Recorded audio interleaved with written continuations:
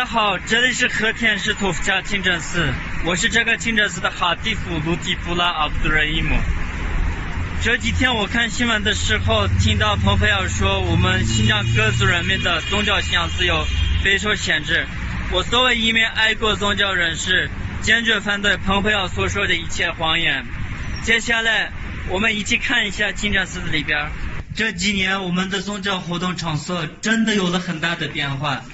这是我们的书房，这是我们的精神房和社众室厕所，这是我们的大礼拜殿。以前我们清真寺的礼拜环境很差，现在党和政府为我们修建了精神房和社众室厕所，还给里面装了电脑、空调、饮水机，我们条件有了很大的变化。你们看好不好看？